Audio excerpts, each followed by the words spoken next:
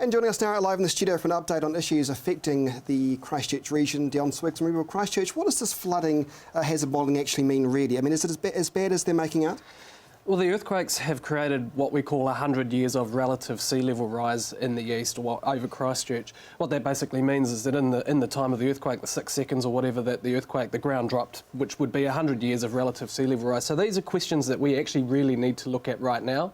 They're really hard because you don't see it. You don't see sea level rise really. So what are we seeing on the screen here? What is talk us through that? This is the hazards of what is actually going to be looking at. So those areas are going to be inundated by water if their research is around a metre over the next 100 years. It's really hard to sort of say because there's conflicting research out there, but I remember just reading something this afternoon actually saying from another NASA scientist saying that there's a whole lot of other factors that we're not taking into consideration, and we might actually have further sea level rise of up to 10 feet within the next 50 years, which actually is well above what we're looking at here. We do need to look at this, we do need to be aware of it. In terms of insurance problems, I mean, you go around the east of Christchurch, you can see the raised level of houses because of the flood issues, and then you've got other houses who have been repaired by EQC, which are below those levels. We're going to have major issues in the east that we really do need to start looking at into the future from now.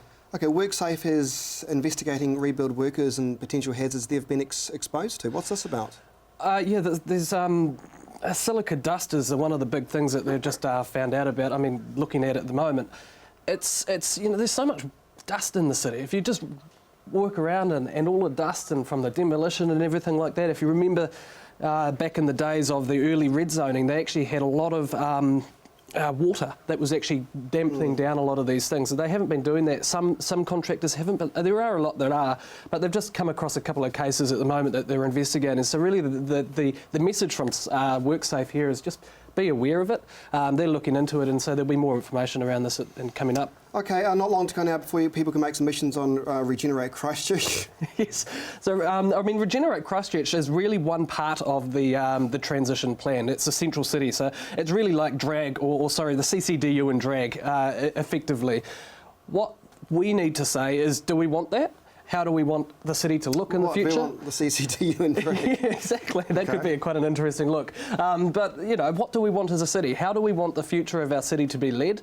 How do we want the major issues such as you know, the repairs to heritage or residential rebuilds? How do you want those things monitored? How do you want those things investigated around with what the government are doing in terms of the anchor projects? And Victoria Square here, we're going to talk a bit later about that. You know, that's a good example of consultation, but we've got 9 days. Just say something. Yeah, all right. Perhaps what people don't understand is the amount of infrastructure that goes on under the ground too, and it sounds pretty boring to mention this, but Orion plans to complete its underground electrical wiring pretty soon. I mean, that's all really positive stuff. Yes, I mean, Orion needed to put the 66,000 kilovolt lines after the earthquake, otherwise East Christchurch would have had no power. There's been a number of issues around how long it's taken to get those underground cables. Most of the underground cables are now done, they're testing it out, but it's taken a little bit longer for them to get the underground cables back into full service because of the delays that have been on the Bridge Street repair and the Gayhurst Bridge repair.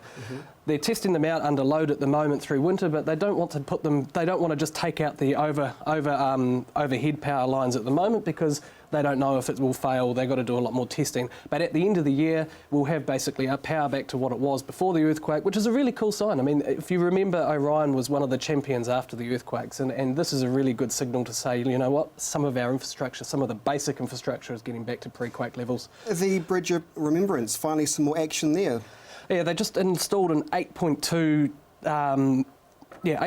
tonne big steel beam right at the top, and that's retrofitted into the actual Bridge of Remembrance. What this means is that it actually can take and withstand up to a 1 in 2,500 year earthquake event. So that means that that thing is going to be pretty well solid for the rest of its life, or for the rest of our lives and for generations to come. It's a really cool signal. They should have that repaired by the end of this year. It's taken a little bit longer than planned, but in the long run, it's going to be there for a long, long time. Good. The controversial Margaret Mah Playground. Now, despite all the controversy surrounding this, it's slow and steady wins the race. It's happening. There was a release that the government just put out, I think, yesterday. They're saying that, work is finally actually starting on the site. Things are coming in. There's a lot of actual stuff going on. As you can see, that's what it will look like at the end. And we will be able to take our children or families down there to have a picnic by the end of the year. So that is a really cool thing. Christmas time at the Margaret Mah Playground. We should have a barbecue. Looks pretty nice. Hopefully that'll be good. And just finally, we'll touch on Victoria Square. What is the latest there now? Because obviously due to an overwhelming public response, Sarah backed down and said, oh, we got this one wrong. But there's still some tweaking to be had. Yeah, they've released a draft plan on Victoria Square.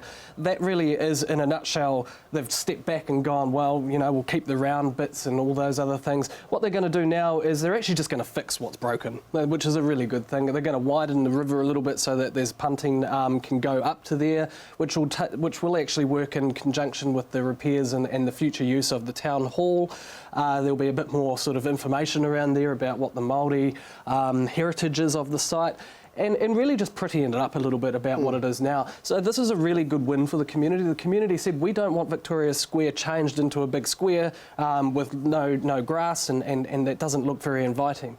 The people spoke, the government finally did listen. They've backed down on their original plans, and instead of spending $7 million, this might just cost, they haven't told us exactly.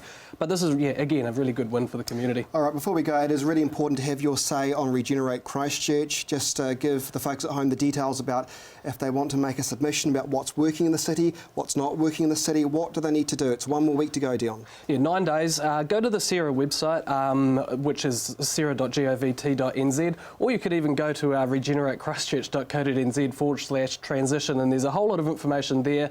But just email them. Go onto your Facebook page and go to the Sarah Facebook page and just say something. All of those things count. As I said to somebody the other day, it's all well having a government that we think that doesn't listen, but it's even worse having a government that we think doesn't listen and that thinks that we don't care about our city. So really important to have our say around what's going to happen in our future. Absolutely. So sarah.gov.nz Yep. website. Awesome stuff. Deon Swiggs from rebuildchristchurch.co.nz. Thank you for your time. Thank you.